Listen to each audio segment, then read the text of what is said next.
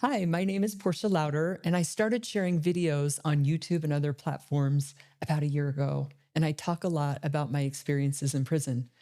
But I'm going to go back a little bit and share a little bit more of my story. So, I am from Utah, and I am the oldest of seven children. And I grew up out in the country. My parents were kind of non traditional. My mom was like this super hippie. She loved all things outdoors, and we had a lot of fun playing outside. But my mom didn't believe in any rules or boundaries. So it was pretty chaotic growing up. And my dad was a Vietnam vet, and he had been shot twice in Vietnam. So he had pretty serious PTSD. Very disciplined man. Love my dad. He's kind of my hero. So I grew up with this really fun, outdoorsy kind of life and started to struggle by the time I was about 13 years old. And my first struggle was that I thought what boys thought of me was the most important thing, which led to some pretty difficult teenage years for me. In fact, by the time I was 17 years old, I was pregnant with my first child, moved out of my parents' home, moved into some low income apartments, and started babysitting other kids that were also in single parent homes. And I remember thinking, if I could just find someone to marry me, I just need to get married and everything will work out. And I met someone. He was 10 years older than me. He was 28 and I was 18. And he made me this really great offer. He said, "Hey, Portia, you should marry me because I can take care of you." That was the magic words I was looking for. So we got married and things weren't going great. I didn't have any idea how to be married. And about that time, my parents moved in Utah. The city is Salt Lake City. So I had been living out in the country and I had never been to Salt Lake City. I'd been to Orem, which is a smaller community than Salt Lake. So my parents moved to Salt Lake and I drove up with my son to visit my parents. And I remember the first time I came over the point of the mountain going, wow, maybe I could get a job. Maybe my life could be different. And I remember going back and telling my husband, I said, "Hey, we should move to the city." And he's like, "We don't even get along. And I'm not moving to the city. I'm never leaving this town. Let's just get divorced and you can go live up there with your parents." So you can see our commitment was really firm, right? Not so much. So that was, took us about a week to file for the divorce. I moved up with my parents. And shortly after I got to the city, I found out I was pregnant with my daughter. And I remember that being a pretty difficult time for me, felt very alone. And my dad, he knows I'm stubborn, so he's not going to tell me what to do, but he made a few suggestions. "Portia, why don't you pray about it? Like, why don't you read some scriptures?" Because my parents were active members of the LDS Church, Christian, and they said, "Why don't you consider like trying something different?" And I told my dad, I said, "I don't want anything to do with that, Dad. I don't want that in my life." And he's like, "Portia, you're smarter than that, and you haven't even tried that yet." And I remember I did start praying and reading scriptures, and I felt some comfort at night. And when my daughter was born, my dad said, "Hey, Portia, can I take her to church and can I give her a priesthood blessing?" And I said, "Sure, Dad." I went to church with my parents and I looked around, and everybody there seemed happy. And they were all married. And I thought, I guess I just need to get married and my life will be okay too. So I started dating again, and I'm not really that good at dating. At least I wasn't then. Probably still not. And I'm married. We're not that good at going out. But at this point, I wasn't good at picking the right people. And I ended up getting pregnant again. And I remember feeling really scared. The person that I was dating wasn't interested in a relationship. And this is when I really said my first prayer, like, "I need help. Please help me. I don't know what to do." And I remember feeling this strength that I had not felt before in my life. And I knew that I needed to place my son for adoption. I think it was that I was old enough now to know that my kids deserved better. I felt overwhelmed. I looked at the two little ones that I had that deserved more. So I started looking for a family. I wanted my son to have a mother and a father. And I met a wonderful couple. They were so supportive. They came to all my doctor appointments and they were with me the day my son was born. And I watched them hold him for the first time. And then they walked out of the room, and I remember feeling completely empty inside. I didn't know why I felt the way I felt. I just knew that it wasn't okay anymore. I thought I would just go back to work. I thought that everything would be okay if I could just go back to work. And it wasn't. I felt a level of emptiness I hadn't felt. And back then, they didn't talk about trauma and get therapy or any of that. And I started to use prescription drugs. I thought, I just need more of that. I'll be okay. But things got worse, and I ended up losing my job. I became addicted to street drugs, and I was gone all the time. I couldn't even look at my kids. I remember I came home late one night. I'd been gone all night. my mom was watching my little boy. And when I walked in the room, my son, who was 8 years old, had been waiting for me all night crying. And my mom just looked at me and she goes, Portia, I can't imagine what it would take for you to change your life. But all this little boy cares about is you. And if that's not enough for you, whatever would be. And I remember looking at my son that night and I grabbed him and I walked downstairs and I laid on the floor and I sobbed and I begged God to take it from me. I just said, I can't live like this anymore. My boy, who is so sweet, he's 36 now, but at the time, he's like, Mom, it's okay. Don't be so sad. Why are you sad? And I said, Jace, I'm such an ugly person. And he's like, no, Mom, you're beautiful. Come look in the mirror, Mom. Come see. You're so beautiful. That night, I promised myself that I would go to any length to change my life. So the next day, I walk upstairs and I tell my dad, Dad, I need help. I don't know what to do. And he's like, Portia, I'm tired of trying to help you. You got to figure it out on your own. He was tired. And he told me to go across the street and talk to an LDS bishop who's a counselor in our faith. And here's the thing. This guy was really smart. The first thing he did was he called a friend. I knocked on his door and I said, I'm Cliff's daughter. I'm a drug addict. Please help me. And he opened right up and let me come in. And then he called a friend and he said, can you come share your story of recovery with her? And so I did. I listened to him. And that was the first time I knew there's a path for me. There's a way out of this. He also told me the truth. He said, Portia, you're very selfish. And he said, but I'm going to teach you how to live your life in a principle-centered way that's going to change you. And I started following that path. I did what he said to do because I was scared and I knew I couldn't trust myself anymore. He made me this promise. He said, Portia, if you do these things, your whole life will change. And my whole life changed. I remember about 6 months later, I was at the zoo with my son and I was sitting there with all these other women and I was thinking, I'm being a good mom. Like I wanted to shout it, like I'm being a good mom. Do you know what that's like for me? I was so happy and grateful. And now I was not looking for a relationship because I knew that I was no good at that. I knew I was the problem. But I ended up meeting my husband and he's kind of amazing. Well, he's not kind of, he's amazing. And I remember when the first date I went on with Chad, he's like, Portia. I said, Chad. And he goes, you're so interesting.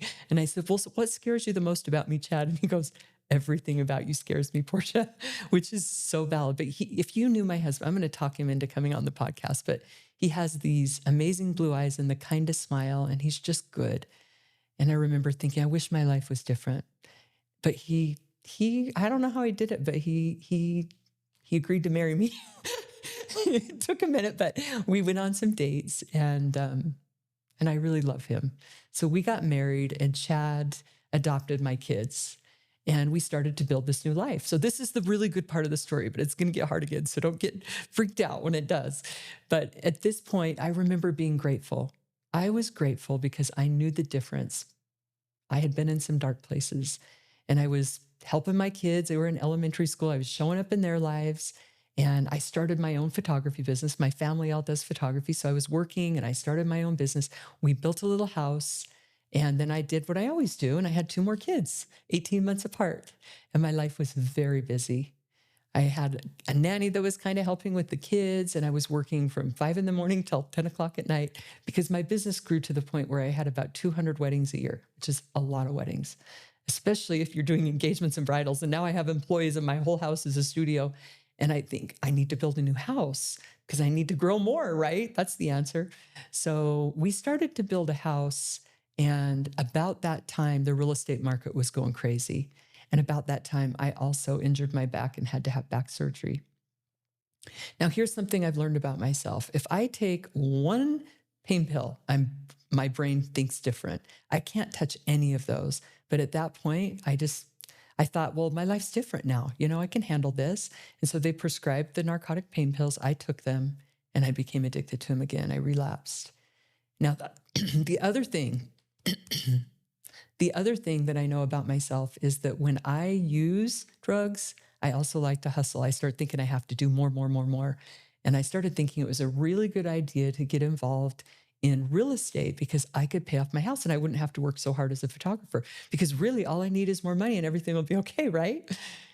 And I ended up getting involved. And this is the short version, and I'll do more videos about this and we'll talk more about it. But I got involved in some real estate deals that were illegal. They're called equity deals. And what it really comes down to is that myself and other people borrowed more money from a bank than the houses were worth. And I heard that I was under federal investigation. And that's terrifying. Nobody wants to have the FBI show up at their house and talk to all their friends. And that happened to me. And it was so scary. It was scary for a lot of reasons. One, I felt like I'd already climbed my way out of a lot of hard situations. And I couldn't see how I could recover from going to prison. My husband's not going to stay. I have young children. Financially, none of it, I just couldn't imagine. And I remember when the FBI showed up at my house and I had my last child in my arms. She was 3 months old. And when they came in, they looked at my husband and they said, "You're going to need to decide if you're going to stand by her, because if you do, you could get wrapped up in a conspiracy and we could charge you too. And she is going to go to prison." And I remember that day I was physically sick and I saw everything I had been working for just disappear. I could see it. And when they left, Chad said, "I don't know what to do, Portia. I'm scared." I mean, it was scary. It really was. I called an attorney. Now, I had talked to attorneys because I had heard I was under federal investigation. And I had an attorney that I mapped everything out for, and he said, "This is brilliant." Then he called me the next day and said, I think you have a problem. I don't think you should do these deals anymore." And then he called a criminal defense attorney and sat me down. And kind of the way they saw it was, "You're really not that important. You're in the middle of these, but you're not the primary person. Just stop doing them and it'll be okay." But when the FBI showed up and I called my attorney back, they said, "Now you have some problems. Let's call the prosecutor and see if we can work a deal." So we went down, we met with the prosecutor. It didn't go very good. There were a whole bunch of people in there that were, criminal lawyers and prosecutors and the Division of Real Estate. And my lawyer's like, "I guess you're more important than I thought." And she said, "Maybe we need to leave." And so this is when we started talking about a deal, which I was not open to because the only deal I could see was one where I didn't go to prison, which made things a lot worse for myself. Now, this is a really important lesson that I learned. I learned this the hard way. Making a mistake is one thing, but when you deny the mistake, it becomes far worse. If I could have said, "Okay, I have some problems. I made these mistakes. How can I make it right?"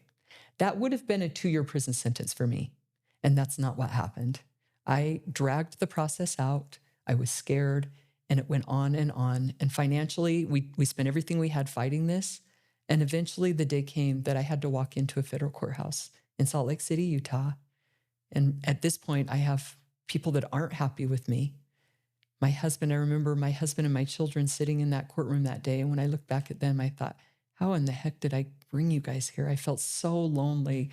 When you go into a courtroom, it's a very sterile place. It's not, you, I don't know how to explain it except sterile. Anyone that's been there or has family that's been there, the denial slips away at that point. And I remember going, "Oh yeah, they're going to max me out today. They're going to give me the maximum sentence." And I was facing, my range was 0 to 7 years. Before I walked in that courtroom, I thought I might get a year or probation, which was denial for me. As soon as I sat down, I knew they were going to give me 7 years. And I remember feeling the weight of that. And I just started to cry because I knew it was going to be a long time before things were going to be okay for my family. So I got up. It's a strange thing because they say everything bad you've ever done in your life and you wonder who they're talking about. You're like, "That's not me." And they keep going back and forth. And I thought, who are they talking about? And then the judge said, "Miss Louder, do you have anything you want to say?" And I just stood up and I said, "I'm just so sorry. I am so sorry for the choices that I made that brought my family here. I'm sorry to my community and to the court." And he said, "Thank you, Miss Louder. You'll be a mother again someday. I'm sentencing you to 84 months in federal prison." And I remember turning around and looking at my husband, and my husband was crying. And the judge had asked the marshals to take me into custody right there. And my husband stood at the podium and he said, "Please don't do that to her today. Please give her some time to say goodbye to our children." My lawyer started to argue, and the judge didn't want to hear anyone, but he did listen to my husband. And he said, "I'll give her 8 weeks." And I remember looking back at Chad that day, and I felt honored to be his wife. And I knew that we would get through that together. When we walked out of the courtroom, our older children were standing there and said, "Mom, what can we do?" And I said, "Just take the little ones home." And I remember when Chad and I were driving back, I couldn't even speak. Like, it took me a couple of hours to say a word. And he just looked at me and he goes, "What's wrong? Is there anything I can do?" And I couldn't speak. I was so shocked that I could have made those choices. How could I have been so foolish to have traded something as valuable as time with my family for something as foolish as money? And the world has never looked the same from that day for me.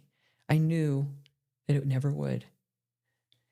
As painful as that was, there was also a level of now what? Like I felt like, well, I've been fighting this so long. They just hit me with the best shot they had, the maximum sentence, and I'm still standing. Now maybe we can start from here. So when I walked out of the courtroom, I was on the 10 o'clock news, like they were waiting there. And when I got home, we were really supportive. We had a supportive community that came and like offered support any way they could. But I remember sitting in my house watching myself on the news, and my 7-year-old daughter goes, "You're famous, Mom." I said, "Well, infamous is different." But, if I could do it again, which I don't want to do, by the way, but if I could do it different, I would go back and I would just sit with my kids and ask them how they're doing and try to listen more. I was so hurt and so brokenhearted. I think I cried for 3 days. And I remember my son Jackson, who was 14, came in my room and he's like, "Mom, it'll be okay. I'll help." Now it makes like I'm honored that I have kids like that, but at the same time, it makes me sad that I wasn't stronger and that I couldn't just say, "Jackson, of course we're going to be okay." So I got that 8 weeks. I remember driving my son to school and watching my children sleep, cleaning my house, and wondering how I could have missed everything beautiful in my life and traded it for something that meant nothing.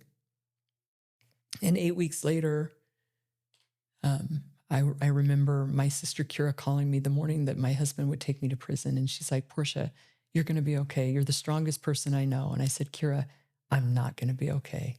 She goes, "Portia, we love you so much. We're in your corner and Chad loves you so much." And I said, "I know. And I just don't know that I can do this." She says, "You can." And my mom came to pick up my kids, and my mom couldn't watch me say goodbye to my kids. She said, "I'll be in the car. Have them come when they're ready." And then I sent my kids to the car, and Chad and I drove away, and it was a 14-hour drive because they don't have federal prisons in Utah. So it was a long drive. We got there late that night, and I had to be at the prison the next morning. And I remember I had to be at the prison around 11, and it was like 10 a.m. and we were eating breakfast, and he looked at me and he goes, "Portia, I'm going to miss you so much." And he's crying. And I said, and here, I was so anxious. I said, "Just take me to the prison, Chad. I can't do this. I just need to go to the prison." And he took me to the prison, and I walked in. And as soon as I walked in and they shut that door, I knew what a mistake I had made. Like, how could I have wasted an hour I had more? Because it feels so different. They shut that door and it's completely different. You are cut off from everything out here, which is so painful in the beginning. And it was. I was devastated. It's a cold and cinder block world. It's nothing like I could even prepare for. No matter what I thought I was prepared for, I couldn't be prepared for that feeling. And I remember laying in my bunk, and I was there for about 3 days. And my sweet little your bunkie is your roommate. She was worried about me right away. The girls are so sweet. Everyone makes them look so tough, but they were kind. And she's like, "Can I get you some fruit? You've got to get out of the cell." And I said, "Just go away. I don't want to talk to you." I was hurting so much. And I remember getting on my knees in federal prison and saying this prayer. I said, "God, I have failed everybody in my life. My children, my community, my family, and I am in the deepest hole, and I can't see my way out. I just need to know who I am to you." And I remember feeling the most incredible amount of love I've ever felt in my life. I felt completely known and understood and loved in a way I never knew I was. And I knew I didn't need a man. I didn't need money. I didn't need drugs. There was nothing that could give me what that was. And I could see that I have an important purpose on this earth. And I could see that every woman in that prison was so loved and valued beyond anything I could ever comprehend. And I learned that you can do really hard things when you know who you are. And it was hard. I was gone for almost 5 years. I watched my children grow up without me. The first year, I was in denial. I kept thinking, "Oh, some miracle will happen and I won't have to do this time. They'll let me out. I'm a good person. I don't deserve this." And I had lots of other friends that thought the same thing. And then after about a year, and I'll talk more about this later because I kind of did some things to myself, even at the prison. I was blogging about the prison and made some people mad. And by the way, that prison's been shut down, so that's validating for me. But at the time, I was still just mad. I felt like it was unfair. And they ended up putting me in the SHU, which is the special housing unit, which is an isolation cell. We're going to talk more about that on some other videos too, because it was terrifying. You're locked in, you have no control over anything. Here's the crazy thing about the SHU. They give you some cornflakes in the morning, and I start saving half my cornflakes because I don't know if they're going to feed me later that night. And it's like a dog kennel. Luckily, in that SHU cell, there was a shower. So here's how you deal with SHU time. If any of you ever have to face that, you make a schedule. Morning, first thing, I'm going to wake up. I'm going to read this. I'm going to do 5 sit-ups. I'm going to take a shower. I'm going to write my goals, which you have a sheet of paper. There's not a lot of goals that you can write while you're in the SHU, but I found a few. And that's how I ended up calming myself down, and a lot of prayer. I did a lot of pacing. They let me have a couple books. I read my scriptures and slept with them. And I didn't know when I was going to get out. I hadn't done anything really wrong. They just wanted to ship me to a new prison. So the lieutenant there said, "Hey, Louder, we'll get you out of here as quick as we can." I said, "I think you will. I'm pretty sure you will get me out of here as quick as you can." What's crazy about the SHU is that it's like there's a whole bunch of people that are locked in these little kennels, and there's a hallway, and there's a little slit under the door, and they tear strings off their clothes, and they tie it to a piece of paper, and they spend hours sliding it until it finally comes under your door. So like 6 hours later, a little sheet comes in, and and it says, "Hi, I'm Diamond. I'm your neighbor. Why are you here?" And I'm like, "Diamond, is that you?" Because I'm certainly not able to figure out how to retie the string and slide it back. "Yeah, it's me, Louder." So we got to know each other, and I found out that Diamond was actually in there because she'd been in a big fight. And I was in there because I wrote about the fight and sent it home to my husband, and he posted it on my blog, which, by the way, you don't have internet access in prison. I just sent it home to my husband, and then he would post it. So that's how that went down. But anyway, about 6 weeks later, an officer shows up, and he chains and shackles me and Diamond together, and he marches us out to a bus and then takes us to a landing strip, and we have no idea where we're going. And we climb up the stairs, which isn't easy to do on a plane. The U.S. Marshals show up, and they have their shotguns and big sunglasses, and it feels very important. And I'm thinking, I'm in here for signing some paperwork. What are we doing? I'm like, it's Con Air. What is happening right now? And it was Con Air. It was Con Air. And so they took me and Diamond up, and when we got on the plane, there were a whole bunch of guys in the back that were really rowdy, and the marshals were telling them to shut up. And the girl next to me, when I sat down, she's like, "Don't eat the food they give you. It'll make you sick, and they won't let you use the bathroom." I was like, okay. And by the way, it was kind of this greenish colored bologna that I wasn't about to eat. So we made 2 more stops. It's actually really miserable being chained and shackled in an airplane. And those airplanes, if you've ever been on a Fed airplane, it's not a smooth landing. It's pretty bumpy ride. So finally we get to Pahrump, Nevada. We got to Las Vegas, have to get back off, get checked, get on a bus, and they take us out to Pahrump, Nevada, where there's a detention center. Then you spend a couple of hours in a holding cell, and it's really quite miserable. And eventually they get you into a great big open warehouse, and then you're there. I was there for almost a month, and I have no idea, when am I going to be transported to the next place? Where am I going to end up? Well, the next place they took me was to Oklahoma, and this was kind of crazy. I'm still chained to Diamond. When we get to Oklahoma, the detention center is too full, so they take us to a county jail that's contracted for federal inmates, because I'm a federal inmate. And you wouldn't believe this county jail. It's pretty terrifying, really. When I walk in, there's a guy being tased in a room, and I think they must have had it right there in full view just to let us know, don't mess with us or something. Well, Diamond, she gets freaked out, and she goes, "You can't treat us like this. We're federal inmates." And I look at the officer and I say, "Could you unchain me from Diamond? I'm pretty sure I'll take my chances, but I don't want to be hooked to Diamond, because I already know Diamond's probably going to go to an isolation cell," which did happen, and I ended up in general population. So I was there for a few days, still not knowing where I'm going. And then they come and they pick me up again, and they put me back on the bus. Now, this time it's me and just one other girl, and we're on the bus, and there's a whole bunch of guys in the back. And the guys are pretty loud and rowdy. And I think, I'm done with this. So I turn around and I say, "You guys need to talk to me with respect if you'd like to have a conversation." And believe it or not, they quieted right down, and we had a really good conversation. I told them where I was from and what prison I'd been, and they told me a little bit about themselves. And then we pulled up at the plane. I remember this experience because It was right as the sun was coming up. There we are in chains and shackles on this bus. And it was so awe inspiring to watch the sun come up. It silenced all of us. And we just sat there together and watched that. It was just majestic. And then I got off and got on the plane again and landed in Minnesota. And that's where I was going to be. I got to Minnesota. They bussed us out to a prison out there. And I remember it was a long ways out. I remember feeling really far away from my family. And I think what I want to do is I want to share. We landed in Minnesota now. I want to share the rest of the story on another podcast. So this is my podcast, and you're going to hear some of my stories, and you're going to hear other people's stories that have been to prison or haven't been to prison. And I'm going to talk more about my family and what that journey's been like. I am so grateful for the people who have followed and cheered me on, and even the people that have followed and not cheered me on. Thanks for listening. And that's just the first part of me sharing my story on my podcast.